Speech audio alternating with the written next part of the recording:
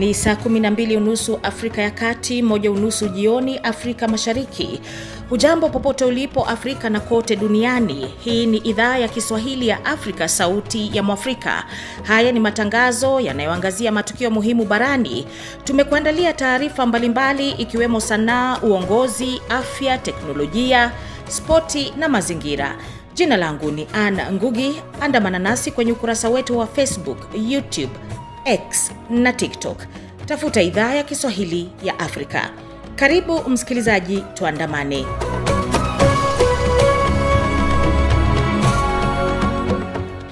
Basi kama upo maeneo ya mashariki mwa DRC, unaweza kutupokea kupitia redio wa shirika. Redio Ngoma ya Amani Fizi inapatikana maeneo ya Baraka, Kivu Kusini, na maeneo ya Kigoma nchini Tanzania na Burundi. Fuatilia matangazo haya pia kwenye redio Rwanzururu, yani RTR Beni. Hii ipo kwenye FM 93.5 ikihudumia maeneo ya Beni, Ituri, Lubero na viunga vyake, pamoja na kuwafikia wasikilizaji wa Bundibugyo, Kasese na Masaka nchini Uganda. Vilevile inapatikana kwa masafa marefu. Radio Maniema New City inarusha matangazo yetu kwa masafa ya FM 97.4 katika jiji la Kindu, ambao ni mji mkuu wa jimbo la Maniema, Jamhuri ya Kidemokrasia ya Kongo, yani DRC. Ni tarehe 23 Januari, mwezi unasonga, wiki ambayo Uganda inajiandaa kufanya maamuzi muhimu ya uongozi wa taifa hili. Lakini kwanza hebu tupate taarifa za habari na mwanahabari Angela Ngendo. Kampala, Uganda. Huku zikiwa zimesalia siku mbili kwa Uganda kufanya uchaguzi mkuu, tangazo la rais wa nchi hiyo Yoweri Kaguta Museveni kuwania urais kwa muhula wa 7 unazidi kuchochea mjadala mkali kuhusu mustakabali wa demokrasia nchi hiyo. Museveni ambaye amekuwa madarakani tangu mwaka 1986 alisema uamuzi wake umetokana na wito wa wananchi na haja ya kuendeleza uthabiti wa kiusalama na kiuchumi. Katika hotuba yake kwa wafuasi wa chama tawala cha National Resistance Movement NRM, Museveni alisisitiza kwamba bado ana jukumu la kulinda mafanikio ya nchi, hususan katika sekta za usalama, miundombinu na kilimo. Hata hivyo, wapinzani wake wanasema hatua hiyo ni ishara ya kushikilia madaraka kupita kiasi na wanahoji mazingira ya haki na usawa katika chaguzi zilizopita. Wapinzani wakuu akiwemo Bobi Wine wamekosoa vikali tangazo hilo na kusema linadhoofisha taasisi za kidemokrasia. Lagos, Nigeria. Serikali ya Nigeria imeamua kufungua upya baadhi ya shule katika maeneo ya kaskazini mwa nchi hiyo licha ya kuendelea kwa vitisho vya utekaji nyara wa wanafunzi unaofanywa na magenge yenye silaha. Hatua hiyo imeibua mjadala mpana kuhusu usalama wa wanafunzi na mustakabali wa elimu katika eneo hilo lenye changamoto kubwa za kiusalama. Maafisa wa serikali wameelezea kuwa hatua kali za kiusalama zimewekwa, zikiwemo doria za wanajeshi, ulinzi wa polisi na ushirikiano wa jamii na wenyeji. Hata hivyo, wazazi na mashirika kutetea haki za binadamu wanahofu kwa hatua hiyo inaweza kuhatarisha maisha ya watoto. Wachambuzi wanasema uamuzi huo unaondeshwa na mvutano kati ya haki ya kupata elimu na wajibu wa serikali kulinda usalama wa raia.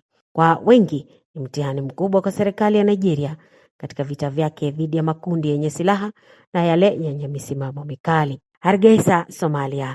Serikali ya Somalia imetangaza kusitisha rasmi makubaliano ya usimamizi wa bandari na ushirikiano wa kiusalama yaliyokuwa imeingia na Umoja wa Falme za Kiarabu UAE. Hatua inayotafsiriwa kama mabadiliko muhimu katika mwelekeo wa sera za kigeni za nchi hiyo. Kwa mjibu wa taarifa ya serikali, uamuzi huo umetokana na hitaji la kulinda mamlaka ya kitaifa, kuhakikisha kuwa rasilimali muhimu hususan bandari zinazosimamiwa kwa maslahi ya wananchi wa Somalia. Serikali imeeleza kuwa baadhi ya makubaliano hayo hayakufuata taratibu za kikatiba wala kupitishwa ipasavyo. UAE imekuwa na ushawishi mkubwa katika eneo la pembe ya Afrika, ikihusishwa na uwekezaji katika bandari na miradi ya kiusalama. Hata hivyo, uhusiano huo umekuwa na mvutano hasa baada ya Somalia kuishitumu UAE kwamba inaingilia masuala yake ya ndani. Shukran sana Angela Ngendo, na tuanzie nchini Uganda ambapo kampeni za miezi mitatu kuwarai raia kuchagua utawala mpya zimefikia ukingoni hii leo. Uganda itaelekea kwenye uchaguzi mkuu Alhamis ya mnamo Januari tarehe 15 ambayo ni wiki hii. Mwandishi wetu Saddam Mubali amezungumza na wananchi kupata maoni yao kuhusu matarajio yao kwa uongozi ujao. Ushindani ni mkali kati ya rais aliyeko madarakani Yoweri Museveni na kiongozi wa upinzani Robert Kyagulanyi maarufu kama Bobi Wine. NRM oye! Omukere w'enkofira oye! Omukere w'enkofira Yoweri Kaguta oye! Robert! Ikiwa imesalia siku moja tu kabla ya Uganda kwenda kuchagua viongozi wake, wagombea urais wamekamilisha kampeni zao za mwisho wakiwarai wananchi kuwachagua katika uchaguzi mkuu wa Alhamis. NRM oye!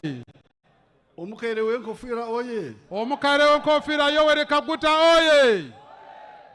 Busoga oye! Busoga oye! Uganda oye! Uganda oye! East Africa oye! East Africa oye!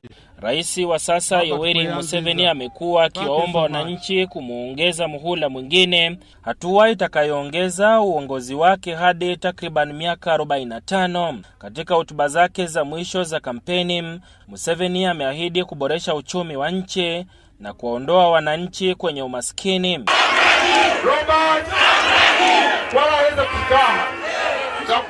Kwa upande mwingine, kiongozi wa upinzani Bobi Wine ameendelea kusisitiza ajenda ya kulinda haki za binadamu, akiahidi kuhakikisha haki na usawa kwa wote endapo atachaguliwa kuwa rais.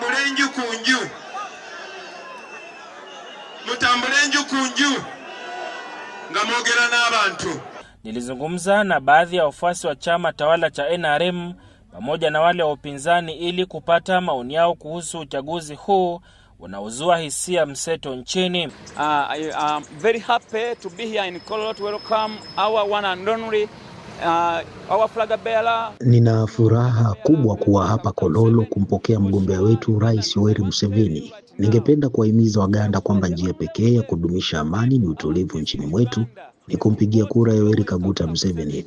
The only way to keep our peace in Uganda is to vote Yoweri Kaguta Museveni. President Museveni chenzo kugamba bakulimba Bobi Wine bwe yaleta obuyaga nga tisabana b'abantu. Ne Museveni awagidde obuyaga mbana bageto ngate. Tunataka kushukuru rais kupitia miradi ya serikali ya maendeleo ya PDM, maana imetusaidia kama vijana kujikimu kimaisha.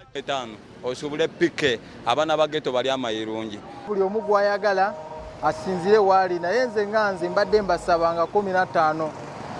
Tweweyo tulonde president wa Robert Kyagulanyi. Nachukua fursa hii kuwaomba wananchi wote siku ya Alhamis tarehe 15 wajitokeze kwa wingi kumpigia kura Robert Kyagulanyi. Kura yako kwa Kyagulanyi ni kura ya mabadiliko.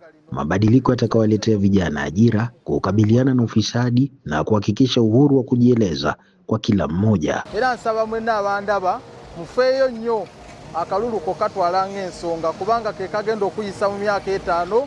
Mapema hii leo tume ya uchaguzi imewahakikishia wananchi kuwa iko tayari kikamilifu kusimamia uchaguzi utakaofanyika Alhamis, huku ikiwahimiza wajitokeze kwa wingi kushiriki katika zoezi hilo la kidemokrasia. Aidha, tume hiyo imewaonya wagombea wote dhidi ya kukiuka sheria za uchaguzi, hususan kuendelea na kampeni baada ya muda uliowekwa kisheria kukamilika. All mass or campaign rallies will come to a halt or be concluded. Leo ni siku ya mwisho ya kampeni za uchaguzi wa wabunge na urais. Kuanzia leo, aina yoyote ya kampeni za urais hairuhusiwi. Wagombea wanaruhusiwa kufanya kampeni kupitia vituo vya redio au televisheni hadi saa 6 usiku pekee. Na baada ya hapo, shughuli zote za kampeni haziruhusiwi. Hivyo basi, wagombea wote wanatakiwa kuzingatia kikamilifu masharti haya. Leo inatamatisha rasmi kampeni za urais kwa mujibu wa sheria, ambapo Rais Yoweri Kaguta Museveni, mgombea wa urais, anafanya kampeni zake za mwisho hapa jijini Kampala katika uwanja huu wa Kololo, na mwenzake Bobi Wine, kiongozi wa upinzani, pia vile anafanya kampeni zake hapa jijini Kampala katika manispaa ya Nansana. Saddam Mubali, Idhaa ya Kiswahili ya Sauti ya Afrika, Kampala. Na tukiendelea na uchaguzi wa Uganda, mwanahabari Silvanus Karemera amefanya mazungumzo ya moja kwa moja na mwandishi wetu Saddam Mubale kuhusu hatua za mwisho kuelekea zoezi lenyewe la uchaguzi, hususan akiliguzia ripoti ya kwamba serikali ya Uganda imetangaza kwamba itazima mitandao ya kijamii wakati wa shughuli ya uchaguzi. Je, kuna nini? Leo katika uwanja wa Kololo amekuwa Rais Yoweri Kaguta Museveni ambaye pia anagombea, anataka kuongeza miaka yake 40 ambayo sasa amekuwa kwenye utawala hadi 45, na vile vile Robert Kyagulanyi Ssentamu maarufu kama Bobi Wine, kiongozi wa upinzani ambaye amekuwa katika manispaa ya Nansa na vile vile hapa jijini Kampala kwa ajili ya kuwarai wananchi kumpatia kura kuwa rais wa nchi hii ya Uganda. Na vile vile wiki moja au mbili zilizopita tu kumekuwa na tetesi na vile vile kukinzana baina ya maafisa wa usalama hasa katika kampeni katika kumzuia Kyagulanyi katika kufanya kampeni zake, lakini hizi siku za mwisho hakujokuwa sana na kukinzana baina ya polisi na vile vile kiongozi huyu wa upinzani. Na tunachosubiria sasa ni tarehe 15 kuona ni nani ataibuka mshindi katika kinyang'anyiro hiki cha urais. Kambi ya Rais Museveni imekuwa ikijinadi kwamba imeleta ustahimilifu na amani na usalama katika taifa la Uganda. Unadhani muhula huu ambao unakuja sana sana atakayeshinda miongoni mwa wagombea kiti cha urais sana sana atakabiliana na kitu gani ambacho sasa hivi kinaisibu Uganda kwa ujumla? Naam, Karemera, ikumbuka kwamba Uganda ni baadhi tu ya mataifa barani Afrika na vile vile ulimwenguni ambayo yako na umri wa vijana ambao wako chini ya miaka 35 kwa zaidi ya 60% hivi 70 kama sijakosea, na asilimia kubwa tu ya vijana hawa hawana ajira, na hata wale ambao wamesoma hadi vioni ni changamoto ile, hawapati fursa ya kufanya kazi ambazo walizisomea kwenye vyuo vikuu. Ni changamoto kubwa tu ambayo inamsubiria yeyote atakayeshinda katika kinyang'anyiro hiki cha urais.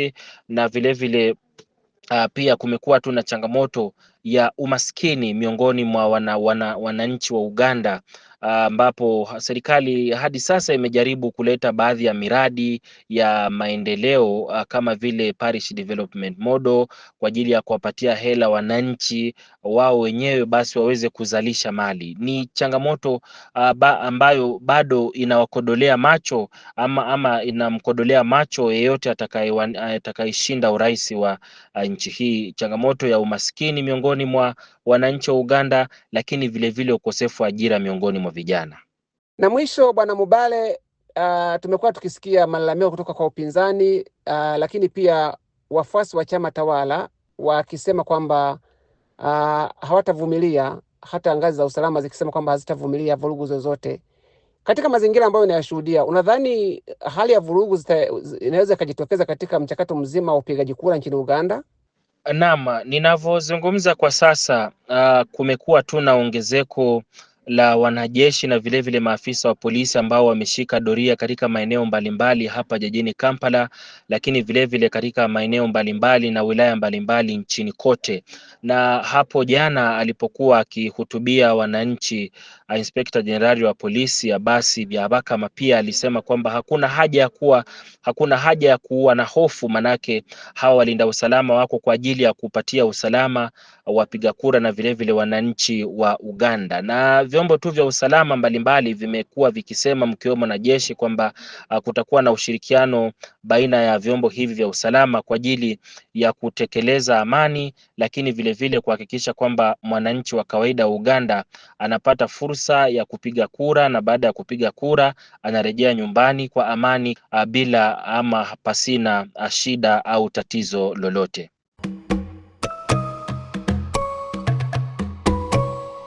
Rais wa Jamhuri ya Kidemokrasia ya Kongo Felix Tshisekedi anaendelea na ziara za kidiplomasia nje ya nchi akikutana na viongozi wa mataifa ya Afrika katika juhudi za kutafuta suluhu ya changamoto za kisiasa na za kiusalama zinazoikabili nchi yake, hususan mgogoro unaoendelea mashariki mwa DRC. Katika mkondo huo, Rais Tshisekedi amekutana na Rais wa Togo Faure Gnassingbe siku chache tu baada ya kufanya mazungumzo na Rais wa Angola, hatua inayodhihirisha kasi ya kidiplomasia kikanda katika mchakato wa kutafuta amani. Kwa mengi zaidi, tuungane na mwanahabari wetu Mbelechi Msochi akiwa Kinshasa, nchi ya Jamhuri ya Kidemokrasia ya Kongo. Kulingana na ikulu ya Jamhuri ya Demokrasia ya Kongo, Rais Tshisekedi alienda kujibu mwaliko wa mwenzi wa Togo Faure Gnassingbe ambaye ni mpatanishi wa mzozo wa DRC tangu mwaka uliopita, lakini alionekana kuwa zaidi mwangalizi. Kwa sasa nchi yake imeandaa mkutano muhimu wa nchi za kanda za maziwa makuu ili kuimarisha usalama nchini DRC.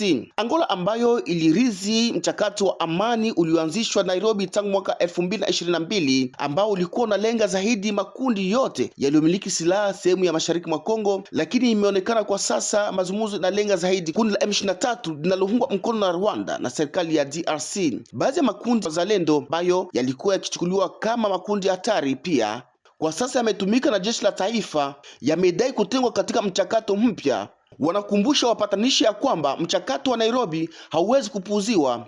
Justin Mushaleke ni mmoja wa viongozi wa kundi wazalendo. Tumeanza tayari mazungumzo kuanzia zamani za kale, Mamuresa, Kinshasa, Nairobi. Naweza nikaseme kisima cha hii fujo kimeanzia wakati tulipokuwa sote tuko Nairobi. Wakati tulipokuwa Nairobi, kuko vitu ambao watu walisikilizana, na wakati waliposikilizana pale M23 kakataa. Kukataa ilikuwa aje? Tukasema tushimamishe vita sisi sote. Ndio maana chanzo cha watu kujiita wazalendo na kujiita ni nini? Wakati walipokataa wao wakaanza vita, rais akashimama, wala delegation ya gouvernement kasema hapana, kwa vile gisi mmekataa, murudie kumlima ambaye inaita Sabinyo, murudie, kwa maana ndio hapo ambapo kulikuwa sisi kungambo yetu tulikuwa tumekamata maeneo karibia au plateau yote, na paka saa hizi ndipo sisi ambao FPDC tulikuwa tumekamata, tukakubali tukasema tuanze ongea na serikali, na ndio kipo ambapo watu waliongea Nairobi. Lakini kwa saa hizi mshangao, kama vile unaviuliza mshangao, sisi ambao tumekubali makubaliano mpaka saa hizi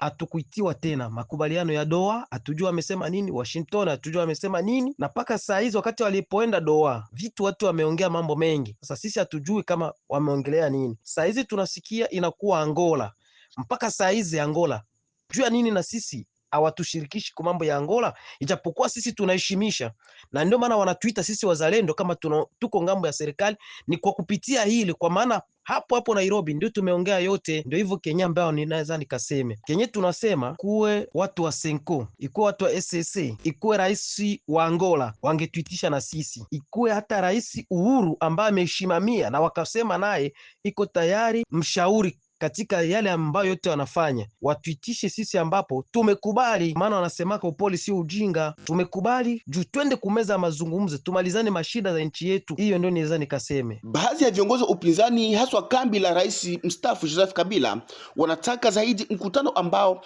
utasimamiwa na kanisa Katoliki, lakini baadhi ya wanamemba wa chama tawala wanakosoa maskofu wa kanisa Katoliki kuegemea upande wa waasi wa M23, tuhuma ambazo viongozi wa kidini wametupilia mbali kabisa. Mbelechi Msoshi, idhaa ya Kiswahili ya Sauti Afrika, Kinshasa.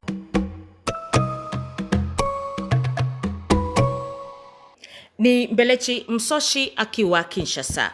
Ikiwa unajiunga nasi, hii ni idhaa ya Kiswahili ya Afrika, Sauti ya Mwafrika. Jiunge nasi kwenye Facebook, TikTok na X. Tafuta idhaa ya Kiswahili ya Afrika. Tunakukaribisha pia ujiunge au subscribe na YouTube ya idhaa ya Kiswahili ya Afrika na kuwa huru kabisa msikilizaji kuchangia kwenye makala haya. Mimi ni Ann Ngugi.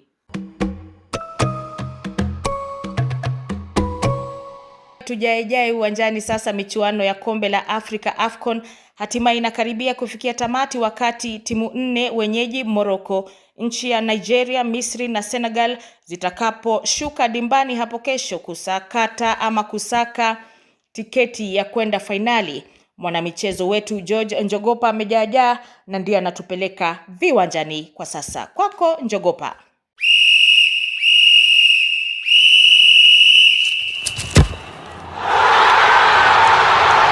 Na kualika katika dimba la michezo tuangazie kinyang'anyiro cha michuano ya AFCON yanayokaribia kuingia tamati, wakati ambako hapo kesho kipute cha nusu finali kitachukua nafasi kwa timu zote 4 kushuka dimbani. Katika usukani kwa leo Jumanne ni mwanamichezo mwenzako George Njogopa. Karibu hadi mwisho. Kitendawili cha nani atachomoza kuelekea katika finali ndilo swali linaloendelea kusalia vichwani kwa wanamichezo wengi, hasa lakini wale waliofuatilia michuano hiyo tangu ilipoanza kutimwa vumbi na kushuhudiwa maajabu ya hapa na pale. Swali la kwanza linaleta pamoja vigogo wa soka kutoka ukanda wa Sahel pamoja na Afrika Magharibi, Senegal watakaopepetana na mafarao wa Misri, ikiwa ni timu zote mbili zimesheheni miamba ya soka inayosukuma kabumbu katika ligi mbalimbali barani Ulaya. Mchezo utakaanza kutimwa vumbi saa 2 usiku kwa saa za Afrika Mashariki, saa 3 usiku katika eneo la Maziwa Makuu.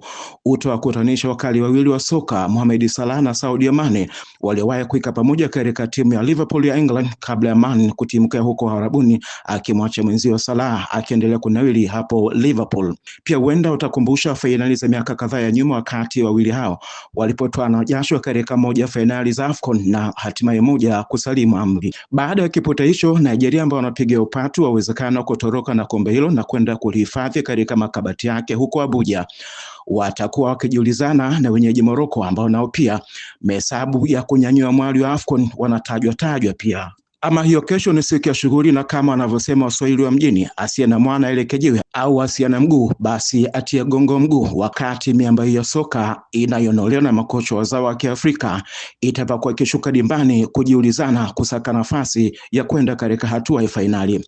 Hatua hii ya nusu fainali inawashughulisha wengi, kuanzia wachambuzi wa soka mpaka wapenzi jumla wa kabumbu, ambao kila mmoja anajaribu kuweka karata zake mezani. Mshabiki huyu wa soka ambaye alivutiwa sana na timu ya taifa ya Tanzania Taifa Stars kutinga kwa mara ya kwanza katika hatua ya 16 bora, anasema katika nusu fainali ya kesho mahaba yake anayatupa kwa timu hii. Kwa majina mimi naitwa Felix Swaga. Mimi kama mdau wa mpira na mshabiki wa mpira ningependa timu ya taifa ya Nigeria Super Eagles waweze kuchukua kombe hili la AFCON 2025 2026, kwa sababu ukijaribu kuangalia AFCON iliyopita Nigeria ilifanikiwa kufika hadi hatua ya finali akicheza na Ivory Coast ambaye alikuwa mwenyeji kipindi kile, lakini hakufanikiwa kuweza kuchukua ubingwa huu. Lakini this time around amefanikiwa kuingia katika nusu finali na anapambana sasa kuingia katika finali. Nikiangalia hizi timu zote mbili, Morocco pamoja na Nigeria, zote ni timu nzuri, lakini Nigeria naweza kusema ni timu nzuri zaidi. Lakini katika mpira siwezi kuweka 100% kwa sababu lolote linaweza likatokea, lakini binafsi mimi natamani sana Nigeria kuchukua ile kombe. Akitoa tathmini yake kwa timu zote 4 zilizotinga hatua nusu finali, mchambuzi wa soka Godlisten Muro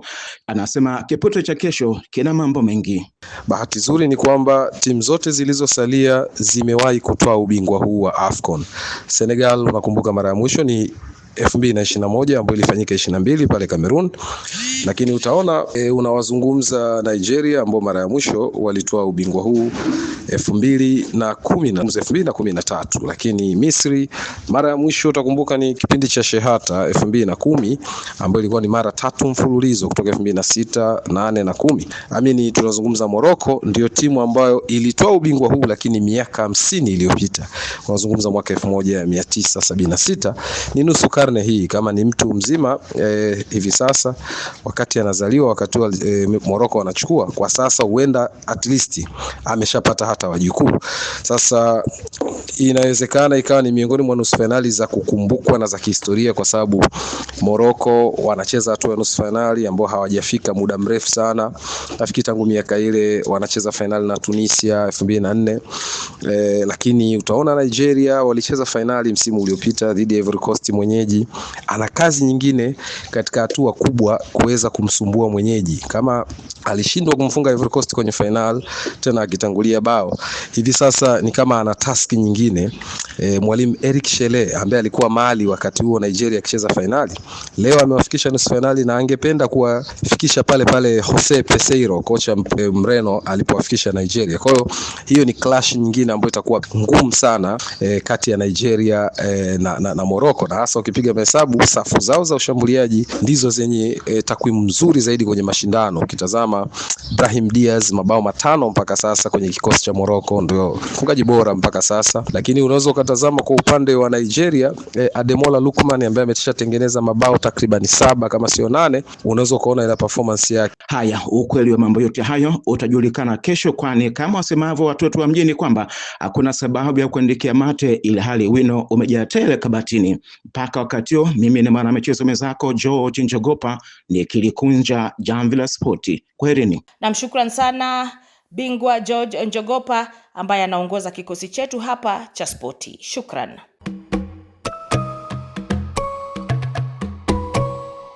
Kipute cha kombe la mataifa ya Afrika kinaingia awamu ya lala salama baada ya kuzinduliwa mwezi wa 6 mwaka uliopita. Umaarufu wake umeileta pamoja Afrika na kulifanya bara kusahau changamoto zake kwa muda.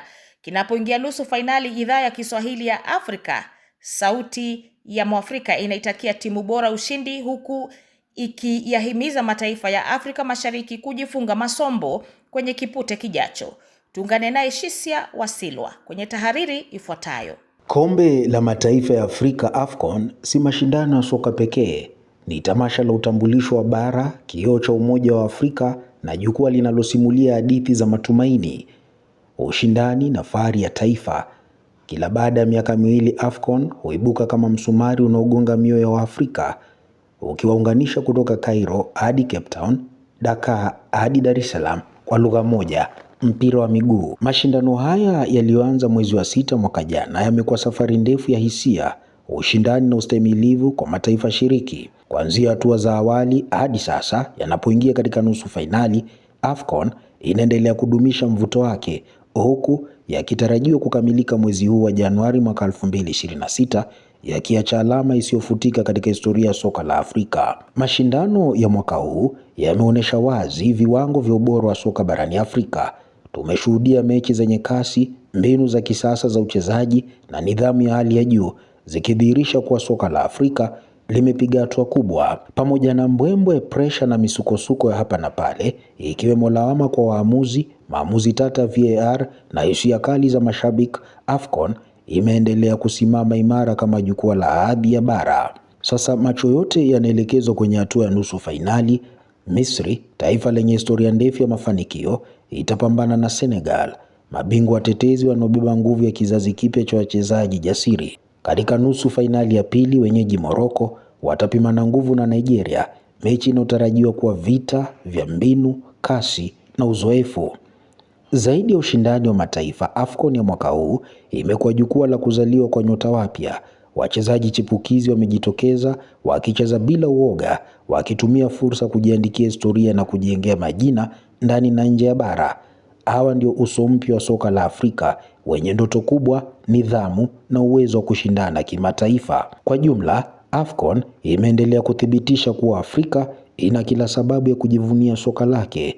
Ni kombe linalounganisha mataifa, kupunguza mipaka ya kisiasa na kitamaduni, na kuwakumbusha Waafrika kuwa pamoja tuna nguvu. Kadri mashindano yanavyokaribia kilele chake, ujumbe unabaki wazi: AFCON si tu mchezo, ni roho ya Afrika ikicheza uwanjani.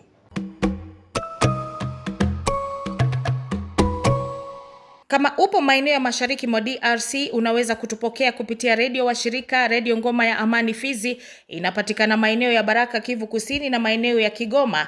Nchini Tanzania na Burundi unaweza pia kufuatilia matangazo ya idhaa ya Kiswahili Sauti ya Afrika kupitia Redio Rwanzururu, yani RTR Beni. Hii ipo kwenye FM 93.5 ikihudumia maeneo ya Beni, Ituri, Lubero na viunga vyake, pamoja na maeneo ama pia kuweza kuwafikia wasikilizaji wa Bundibugyo, Kasese na Masaka nchini Uganda, na vile inapatikana kwa masafa marefu. Hapa pia kuna Radio Maniema New City inarusha matangazo yetu kwa masafa ya FM 97.4 katika jiji la Kindu, ambao ni mji mkuu wa jimbo la Maniema, Jamhuri ya Kidemokrasia ya Kongo, yani DRC. Naam, bila shaka ni hayo tu kwa leo. Jiunge nasi kila siku saa 1:30 jioni saa za Afrika Mashariki, 12:30 katika nchi za maziwa makuu, yani Afrika ya Kati. Hii ni idhaa ya Kiswahili ya Afrika. Jiunge nasi kwenye Facebook, YouTube, TikTok na X. Ni hayo tu kwa leo. Jina langu ni Anne Ngugi. Kwaheri kwa sasa na jioni njema.